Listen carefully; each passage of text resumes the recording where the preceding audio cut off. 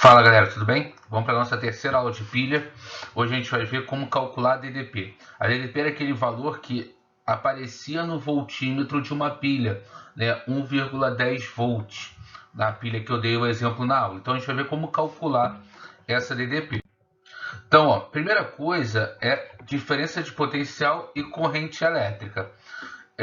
Quando eu tenho um circuito elétrico, você tem o potencial elétrico, que é uma grandeza associada a um ponto do meu circuito. Então, por exemplo, a lâmpada, ao eletrodo, mas o potencial elétrico é um ponto exclusivo do meu circuito. Eu não consigo medir isso. O que eu consigo medir? A diferença de potencial elétrico. Então, quando eu meço a DDP, eu estou medindo a diferença de potencial elétrico entre dois pontos.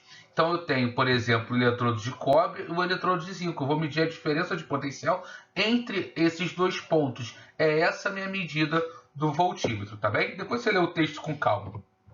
E a corrente elétrica é um fluxo ordenado de elétrons que vai sair sempre de um ponto para o outro. Beleza? Aí na nossa pia ele vai se locomover através do fio. Tá bom?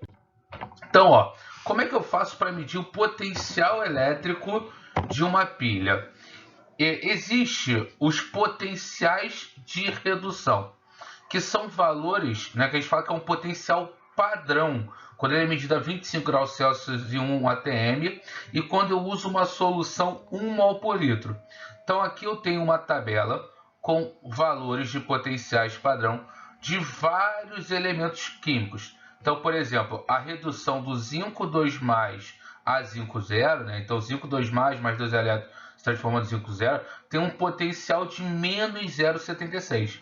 Isso tudo é medido a partir do hidrogênio, que é o único que você tem que saber. O hidrogênio foi escolhido para ser o contra-eletrodo, né? O cara que vai ser o zero.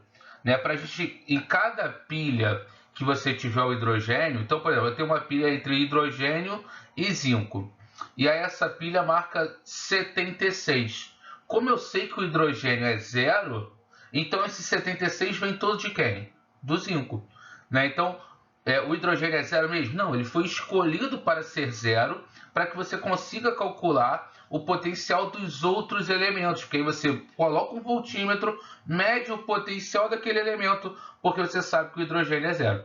E aí, a partir disso, a gente tem uma tabela enorme com vários potenciais. Isso aqui é só um recorte. Mas vamos para a nossa pilha de cobre e zinco. Tá? Quando eu quero fazer a diferença de potencial, eu vou fazer sempre o potencial maior menos o potencial menor. Você tem que tomar cuidado, ó, com esse sinal de negativo, tá? Então, por exemplo, quando eu tenho aqui uma pilha de zinco e cobre, repara que o potencial do zinco é de menos 0,76, enquanto o potencial do cobre é de mais 0,34. O que isso significa? Isso significa que o cobre tem uma facilidade de reduzir maior do que a do zinco. Então, quando eu coloco o cobre em contato com o zinco, como ele tem uma facilidade maior em reduzir, porque ele tem um potencial maior, ele rouba elétrons do zinco, obrigando o zinco a oxidar. Ah, Rafael, então eu só sei que um cara vai oxidar e o outro vai reduzir a partir do potencial? Exatamente. Né? Para você saber quem vai oxidar e quem vai reduzir, eu preciso te fornecer o potencial, que você não tem que saber de qual é esse valor. Entendeu? Então, ó, a gente só sabe lá na pilha de Daniel que um reduz o outro oxida porque a gente já conhece esses valores aqui. Beleza? Então, se eu quiser calcular a DDP dessa pilha aqui, uma pilha formada entre zinco e cobre, eu vou ter que fazer o maior, que é o cobre, menos o menor, que é o zinco. Então vai ficar assim, ó, mais 0,34 menos de novo, porque ele é negativo, 0,76. Então vai dar mais 0,34 mais 0,76, que dá mais 1,10 volts. Mas repara, eu não conseguiria chegar a esse valor aqui, né, se eu não tivesse, deixa eu botar a cor branca, se eu não tivesse esses valores aqui de cima. Eu preciso ter esses valores para saber chegar na DDP da minha pilha. Tá ok? Então, mais 1,10 só foi possível porque eu soube desses valores. A espontaneidade de uma reação de oxidação. A DDP me permite saber se uma reação é espontânea ou não. Por quê? Quando eu tenho uma DDP positiva, a reação é espontânea. Então, ó, quando eu faço assim, espécie que recebe elétrons menos espécie que perde elétrons, esse valor dá maior que zero, significa que a reação é espontânea.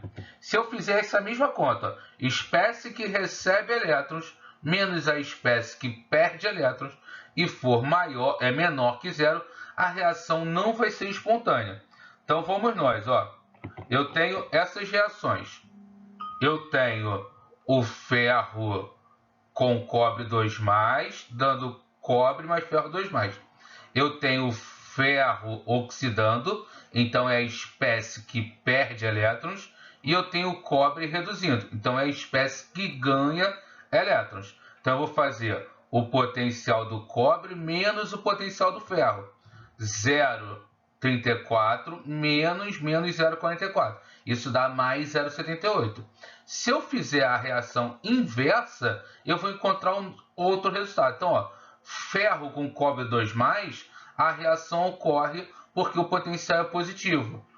Cobre com ferro 2+, a reação não ocorre. Por quê? Porque o potencial é negativo. Então, o que eu vou fazer? Ó, espécie que recebe, então, potencial de quem reduziu, menos o potencial de quem oxidou. Espécie que recebe, reduziu, menos o potencial de quem oxidou. Beleza? Então, ó, essa foi a nossa aula. A partir de agora já dá para fazer uns exercícios. Eu vou fazer uns vídeos com exercícios, principalmente dessa última aula, cálculo de DDP, para saber se a reação é espontânea, se a reação não é espontânea. Valeu? Mas já dá para a gente começar a estudar. A nossa próxima aula vai ser sobre formas de proteger usando oxirredução e o tratamento da água, se der tempo, senão eu deixo para eletrólise, também usando oxirredução. Tá? Então, na próxima aula eu falo de galvanização e de metal de sacrifício. Valeu, galera? E aí a gente fecha todo esse conteúdo de pilha, vai ficar faltando só eletrólise. Grande beijo para vocês, bons estudos!